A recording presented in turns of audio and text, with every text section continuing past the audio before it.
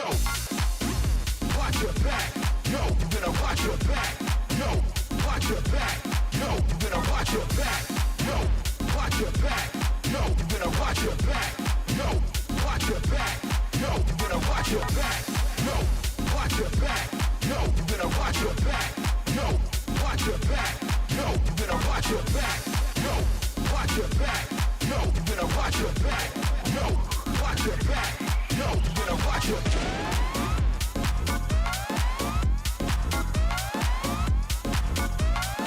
You better watch your back.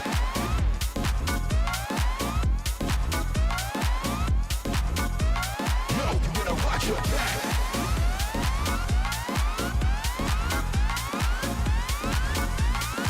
You better watch your back. Yo, you better watch your back.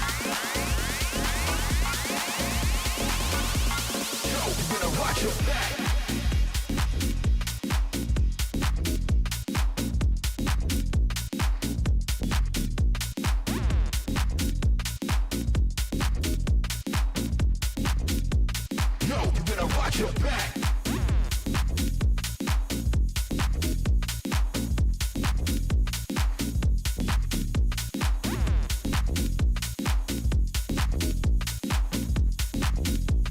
Yo, you better watch your back.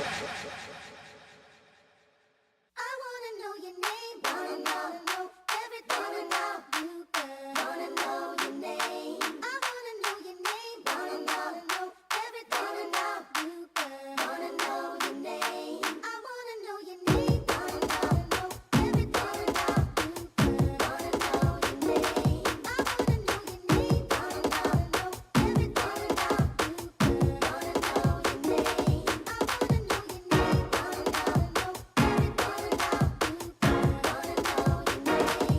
I wanna know your name, wanna know, baby, wanna know, I wanna know your name. I wanna know. What's your name?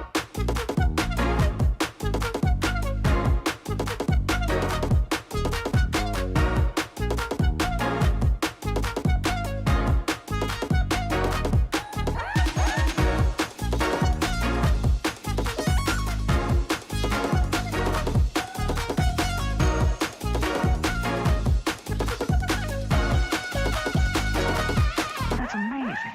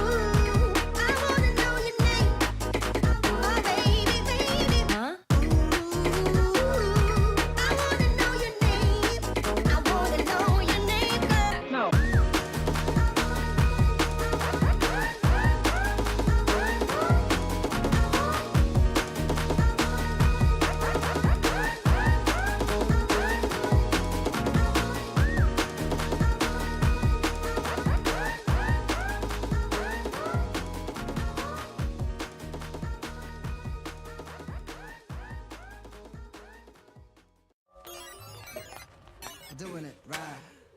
Am I doing it right? Doing it right. Am I doing it right?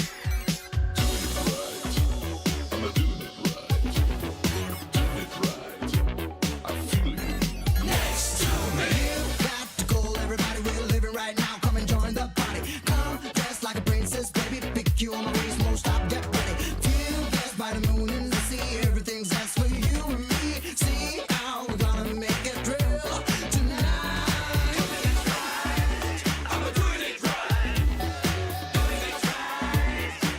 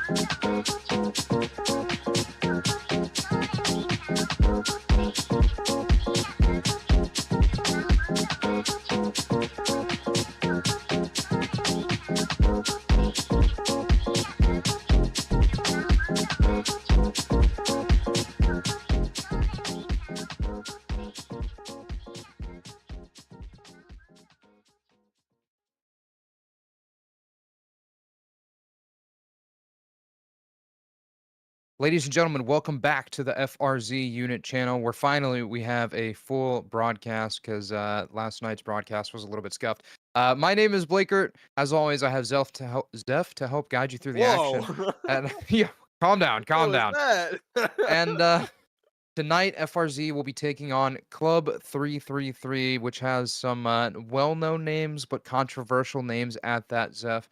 And this is where FRZ's 7-3 record for ESEA Season 57 is going to be put on the line.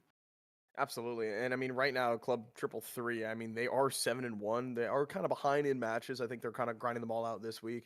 But I mean, this will be a very big test for FRZ, especially after kind of a bit of a lackluster performance on the T side from what we saw them from on really last night. I mean, down 11-3, able to come back and walk away with a win. But I expect a lot more from them here, and I think we'll see a bit of a difference here. I do have a comment from Jackro as well that there was a bit of a roster shakeup potentially. They thought Jeff was going to be playing for Sharpie, but Sharpie is here and he's ready to frag. And well, we've got Nuke, Blankert, so I'm very excited for this. Yeah, indeed. I mean, Nuke is one of the maps that I think is a little bit more suited towards a team like FRZ in terms of the actual structured team play. But off the bat, Laxey's trying to thin the numbers with 2 great headshots. And Laxey is one of the notable Counter-Strike members that I was talking about. In terms of the controversial ones, we won't necessarily bring it up now, but great trade from Jackro results in outside control being taken, and Maro's able to walk away with another, but the wrap is slowly unfolding, Zeph. Yeah, I think he's going to be where the Jacko's going to be lurking around here somewhere. As Jacko takes down Secret Agent over towards that heaven position. So through the window to the wall. As Mara goes down, Toasty finds him. Looking to sneak his way on up. Spotted him. Jacko down to 1 HP in his hand. It's all going to come down to this, but the dualies will find one and done. But Jacko 1 HP. The fact that FRZ are even able to find themselves in a round like this is oh so crucial. And Jacko has found the timing. Should be able to get the bomb plant now and be able to reposition. As Cobra's now just starting to realize that the bomb is planted towards A. Here's all this movement. Jackro, just a breath of wind could push him into the heavens. But he's just got to hold strong. It's dualies versus dualies. There's a flashbang on the back of Cobra, who is going to be searching throughout this bomb site, taking his time, but he's got no kit on his back. And right now, he makes the cross, and just a bullet to the chest will take down Jackro. So Club 333 will walk away with the first pistol. Yeah, and Laxey had a great deal of impact early on. It was definitely a one-man army in terms of Jacker actually finding kills towards outside. Toasty was able to offer up some bit of support towards one of the locker players, but poor Taylor really doing a lot of the softening up in terms of the late exchange that dropped Jacker down to 1 HP. And I feel like that in it itself, the fact that FRZ were able to find that outside pressure, able to take down Laxey, able to thin the numbers of Club 333, I mean, gives me hope for FRZ early on. However, this round number 2 is going to be a little bit of an interesting buy. We see Sharpie on the MP, wait, what am I talking about? Not the MP9, the MAC-10. MP7 in the hands of Jenny, and AK in the hands of Jackro. Sharpie's taking a backstab, though, from his accomplice. And Laxey is behind this mini-smoke. Ooh, he's close. Just a smoke separates, and now the AUG from Cobra is able to collect one in their favor, but Sharpie's made his way down below. And certainly they're going to be aware of this, though, as Secret Agent will be watching the heaven push. Cobra's able to find another one, though. On the timing! He's able to recover. But it's Toasty last alive, just a deagle in his hand. Not much health to work with either. As FRZ. Force bite not working well for them. It's an AUG from Cobra, able to get the triple. Yeah, and I feel like there was a really good opportunity for FRZ to turn that round completely on its head, especially with the fact that Sharpie was able to make his way towards Hell and then ended up climbing up the ladder completely rent-free because he completely jumped the timing of the 2 Heaven players, but still the rebound is in order. And I think that FRZ really kind of were a little bit too quick to go fighting outside red box and towards outside in general. And I think that's what sealed the deal, is giving up the fights too early. Not really boding too well for them here. These rifles have certainly just do the work necessary to eliminate these upgraded pistols. Jacko's made himself known, but it should be all good. Oh, maybe the win here. Cobra taps him out, looking for another one here. Okay, Toasty, able to walk away from that one. With a positive, Sharpie finds another, so they're making it very costly here. The Club 3-3. Secret Agent is able to walk away from that fight with full health. The Brock's with the Glock. Looking to maybe take down one more, but Maro from Heaven should be able to help his teammate out. He should not be able to find these kills. How were FRZ finding these kills? Maro's down to 38 HP, but there was a real chance that could have been brought down to a 1v1. They aren't able to recover, but I mean, the money is just not looking too hot for him here. Yeah, I mean, there's a real chance for them to turn that around. I think the fact that they were able to find the financial damage that they did kind of speaks numbers to the style of rounds that FRZ are playing. And I think it's only a matter of time until they're able to actually convert one of these, because they've had lackluster firepower up until this 4th round. And so this is where all of that money will be put to the test. However, Cobra does have that AWP. And Zeph, I was doing a little bit of research on Club 333, at least in the terms of the pre-match and our preparation that we like to do. And I did do prep on the wrong map, but still, I think that there is a little bit of a word to be said about Cobra's op, and it feels like he's either in great positions or in completely wrong positions. So we'll see if he's able to make the adjustment to really shut down FRZ here. It seemed Laxi maybe spotted the head of Sharpie, just approaching that smoke with the wraparound into the mini. Now comes into play. Laxi's not able to connect onto anybody as Brox will walk away with that duel. Giving themselves a man advantage for the time being. A little bit of a battle going on here between Taylor and Jenny over towards ramp room. Sharpie's able to connect, bring it back to a man advantage for FRZ. Is now Taylor having to retreat down the ramp, but Jack Rose behind enemy lines in towards double doors and over into control. Taylor's gonna have to bury himself here, but as soon as he opens those doors, he will be spotted. Jack Rose will spot him and take his time and find the kill. So now FRZ in a prime position. They've got the op on Cobra still, and Maro still alive and kicking as well, but I mean, just the forces are too overwhelming, and I think this should just be a done round for Club 333.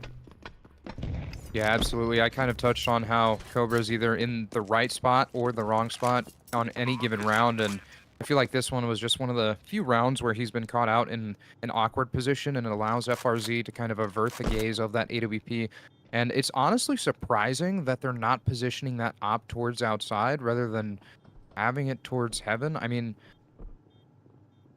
I don't know. It just feels like you could have a lot more impact from Cobra's op. And he's been one to rotate very slowly on some of these site hits, so I don't think that that kind of does him any benefit in terms of where he's actually positioning himself. But still able to connect the dots, though, as Sharpie will hit the floor. Maro's not going to find anyone towards Hell, and so he should have a free exit towards spawn, and will. 4 and AWP recovered for the likes of Club 333. FRZ unit turning the donut into the breadstick early on, and are going to start to bankroll some of that cash as well. Yeah, very good round out of them there, keeping 4 alive. Well, 3, I guess, after the bomb going off, dying to the AWP, but the round is still going to be a uphill battle for the time being, whilst Agent and Laxi force back onto the pistols. Taylor and Cobra bringing over those rifles from the previous round. Maro is as well. Red Smoke's right now. It looks like FRZ want to kind of get the pace of things, get in towards Secret. They actually opt to go in towards Warehouse very quickly here, able to tag down the M4. The nade isn't going to connect onto him. It's just too far of a reach. Sharpie not able to throw the Tom Brady Hail Mary. It's brought down to the 3-on-3. Maro's still alive and kicking over towards that A site as Taylor and Jackro each trade. Now down to the 2v2. Still plenty of health to work with on Jackro. Sharpie as well. I mean, right now, Cobra's been isolated. They need to kind of figure out where he's going to be at, as he's not made a single point of presence in the round just yet.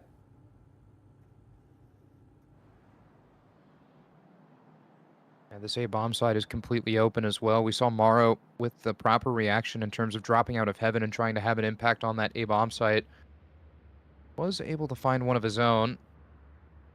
Cobra's op still not noted in terms of the position, so Sharpie and Jackro will have free access to this A bomb site, but it's a matter of where they actually decide to play this post plant from that's going to decide this round. Backside plant. AWP of Cobra slowly working its way in towards lobby. Maro is thinking about coming up the vents, and Sharpie can't get too aggressive in Hut, not just yet. Going for the peak. Cobra able to connect. Jackro last alive. Into the clutch. Cobra's opted in for the AK instead for this 1v2, but the walls are surrounding Jackro ever so surely, and it's not going to be able to go into his favor. The swing out works well as Club 333 able to get the 2v1 in convincing fashion. Yeah, it was a great deal of team play from Club 333. We saw Cobra offering up a lot of that sound bait early on out of Hut, and then that allowed Morrow to kind of silently walk up the vent while the attention was grabbed.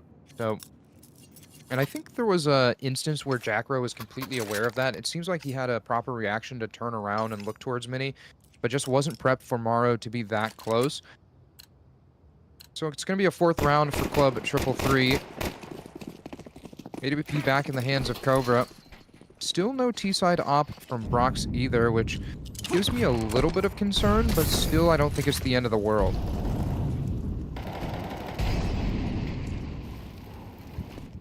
Outside smokes once again. Ooh, bit of a gap there.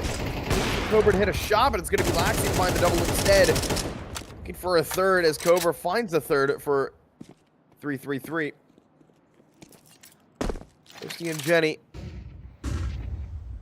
now forced to reckon with the demons known as Club 333 to try and recover this round. Laxi's going to get tagged down. His presence is known towards Warehouse. They know that the AWP of Cobra was lurking around Heaven. The way 333 is kind of playing outside right now is really punishing the FRZ, not giving them any sort of breathing room whatsoever. I'm kind of going to disagree with you there. I think that Club 333 are playing a little bit more reserved in terms of how much they're willing to invest into breaking that smoke, or breaking the 2 smokes rather, outside, and really trying to contest the fight. For now, it feels like it's only been Laxi who's been trying to press the agenda in terms of that outside fight, but recovery should be underway. Ooh. Toasty, okay. Extra warm for us this evening. A bit of a knife out there for Agent. 1v2. Toasty's on for 3 in the round. He's able to find this flag. It could have been a 4th, but Taylor able to win it out. So far, dominant CT side out of the club. Down at CT side, tactical timeout being expended from FRZ. And on a map like Ancient, I think that it allows Club 333 to be a little bit more proactive in terms of some of the rotations towards A or B site. But when we come to a map like Nuke, I think Club 333 are making the proper decision on, like I kind of touched on earlier, on whether or not they want to fully invest into the outside fight and whether or not it will actually reward them with what they're looking for, whether that's space, whether that's kills. And so, going into this next round, I'm almost willing to bet that Club 333 are going to try and offer up more resistance towards outside, because that's all that FRZ have really been showing them. There hasn't been any lobby aggression, there hasn't been any ramp pushes, and I'm not too sure how that's actually going to fare for them, because FRZ are starting out towards lobby, but Secret Agent is going to be pushed off ever so slightly.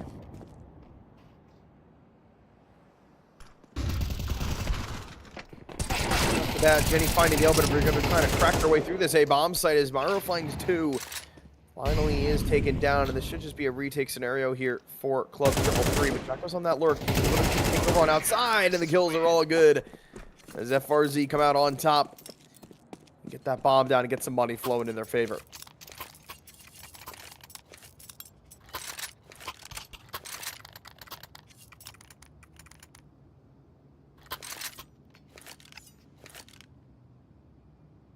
Yeah, round 8 underway. Jackro had a well-timed lurk towards outside. And I think that that's kind of the established facade. I mean, Zeph, we talk about on Nuke how outside smokes are prompted early on to try and deliver some sort of fake visual. And Club 333 clearly falling for it, playing for that a little bit of a reserved playstyle.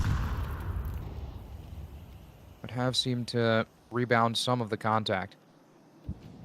Why is not good from here either? If they lose this round, then FRZ are in prime position to start taking control of this half.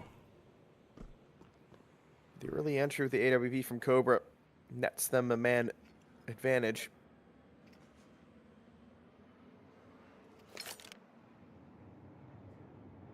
It's gone quiet for the time being, but it looks like the rest of FRZ are grouping up in towards lobby, looking to maybe make a play towards ramp room where Fort Taylor lies in wait.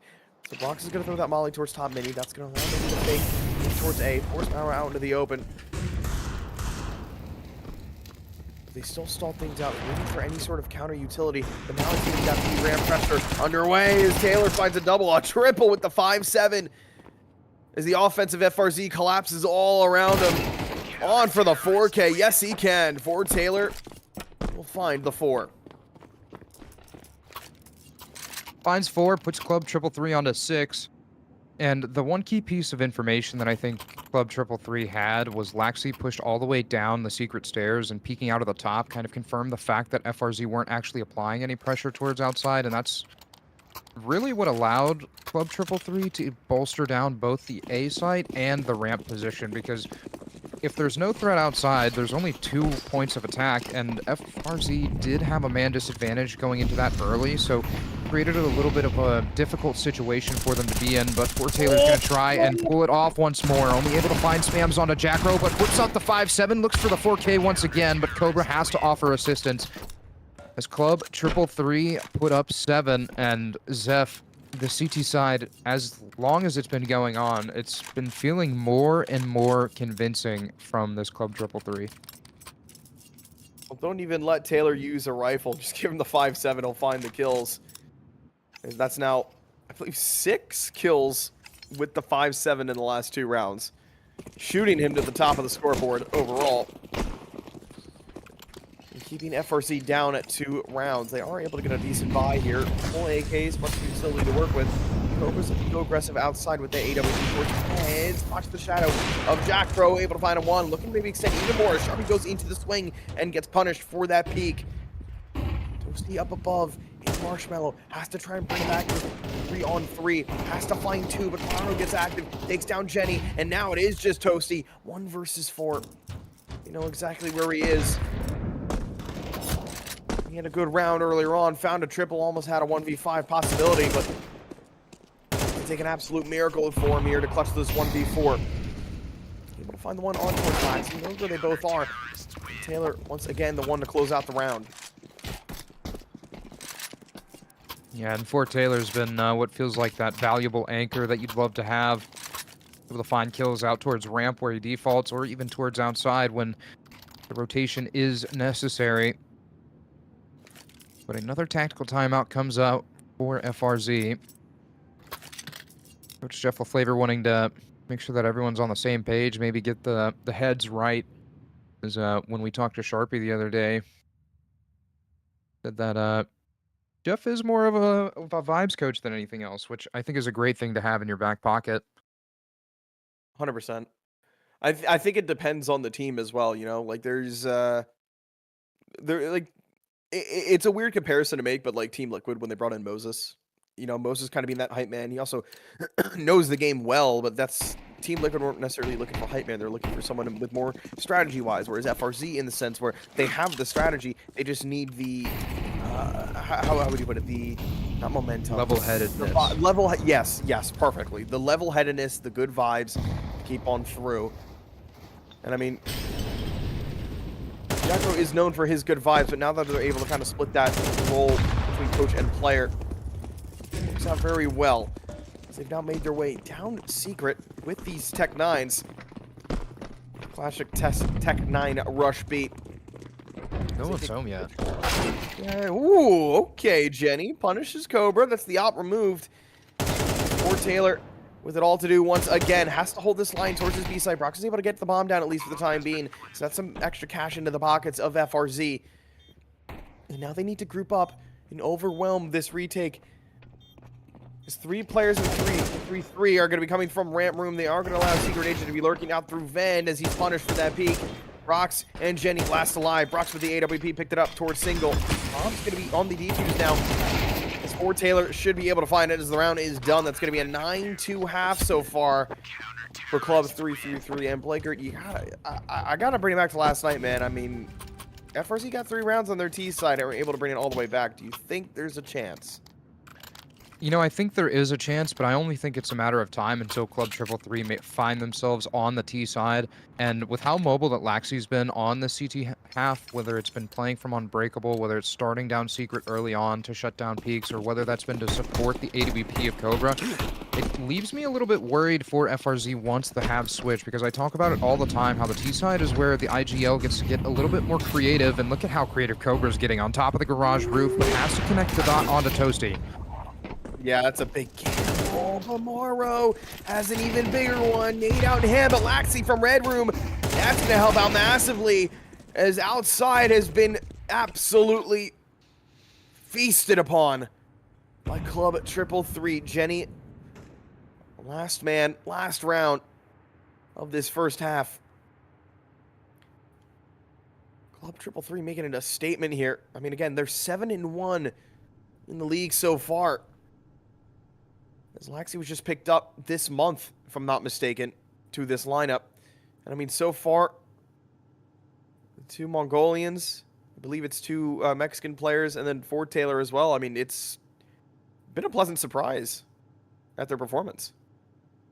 Yeah, and I almost want to say that this is the overnight team, if I'm not mistaken.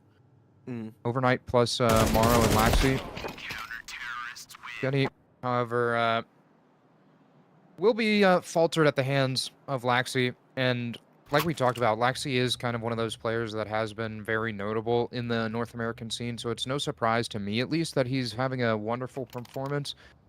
But now I talked about it, there is a little bit of an awkward position for FRZ to be in, because now they're going to have to make the right plays at the right time, find the reads across the map, and as this CT half unfolds, it's going to create even more issues for FRZ in terms of actually needing to go hunting for information or even just taking fights head on. But clearly Club 333 having all the right protocols for their own CT side.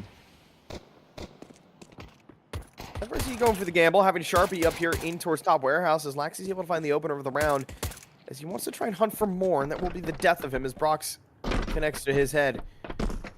Look at this. Club 333 made it down to B. They're going to take full control of...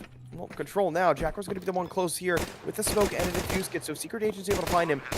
It might cause a bit of a dent in the plans of FRZ, who are going to actively try to retake this, and everybody's grouped up in towards double. They're waiting for this swing as Brox will join Jackro, and it's going to be an absolute bloodbath as Cobra gets active and pushes single. And now Jacko's going to play around the world into the vent. That's going to allow these other 2 players, and Jenny and Sharpie, to push themselves on through in towards Ramp Boom, but it's just them last alive.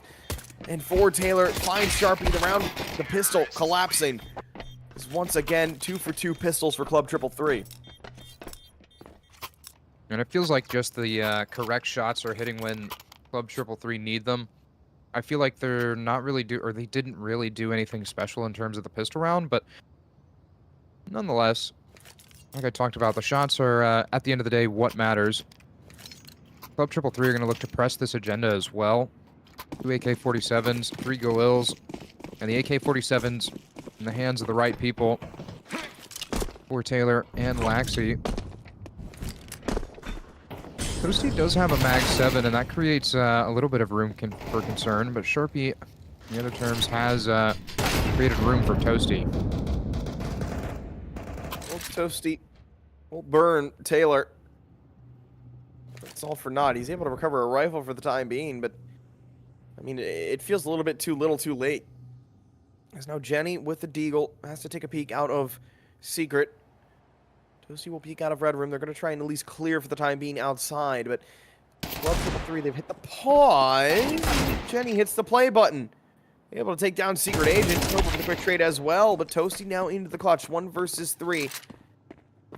Down to the 1v2. He's only got 8 HP to his name. He's made his presence known. Wrapping through red in towards Halls. Morrow's heard all of this as well. Yeah, he's ready for this. Cobra's going to be able to get that bomb down towards this A site as well. They're going to group up together and find the kill. So it's going to be map point now for Club 333. It would take 10 rounds for FRZ to get it to overtime. You know, and last night we were doubting that, Zeph, but if that taught me anything, is that it's not over until it's over. It's not over until the fat lady sings, and it's not over until the pigs fly. I don't know what the other phrase for that one is, but as of right now, I mean, Club 333 have this map in a complete chokehold, and the one thing that it feels like they're doing phenomenally is covering all angles, not just going 1-for-1 and trying to play these one-and-done angles. It feels like wherever they try to approach, they always have each other's backs covered. Does seem that way. Some kills are going in the favor of Club FRZ for the time being, but Laxi has something to say about that. Gets a quick trade for retaliation.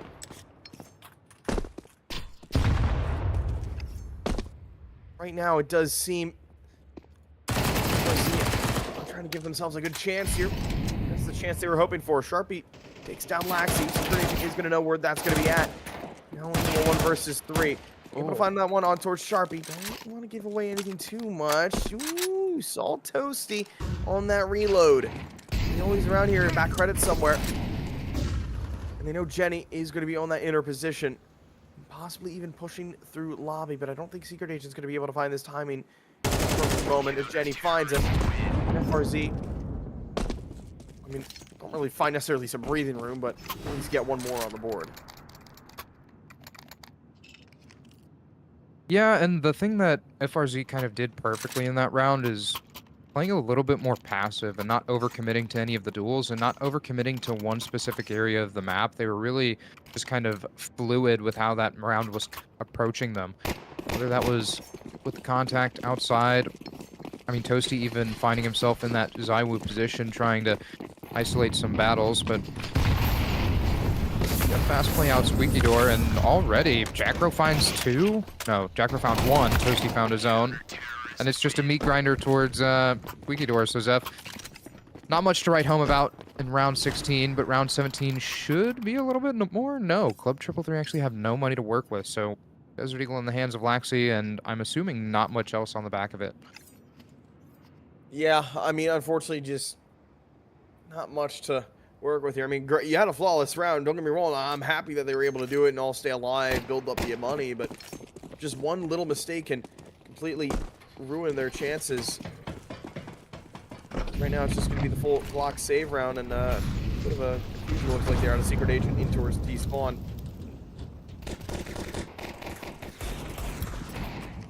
Green 11, not really a great game for him, but it might not matter too much when your teammates are doing all the work and finding the kills necessary. But Jenny's going to find them instead, as well as Brock. So another flawless round on the cards here for FRZ to find 5. Now they're going to have to go against their first test against the full buy at Club 333. Yeah, this next one's going to be interesting from my perspective. I think that with how early on we are into the T side of Club 333, they haven't had an opportunity to actually display any of the outside smokes and really put on that facade that I kind of sound like a broken record talking about. And so if they do deploy the outside smokes, I think there's an opportunity for FRZ to just break them wide open and try to compensate for some of the lack of information that they actually give. And look at this. Brock's pushed back red. Jackra's here to offer assistance towards Africa as well. And not a lot of presence from Club 333, but Brox is going to be forced out of position and whiffs a shot towards top silo, and he is punished as a result. Yeah, that might have been the mistake that could cost him. Oh, but Jack Rowe, that's an even bigger mistake, dude.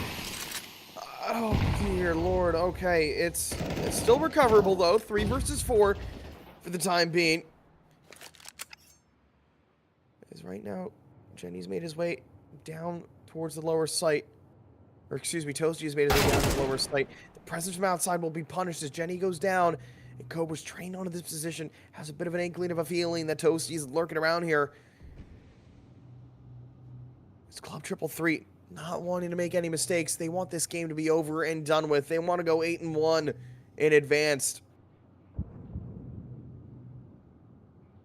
40 seconds left on that clock. As time ticks down, Dom soon to follow. As Tosi will be the last one to fall, and that's going to be a 13-5 scoreline on Nuke.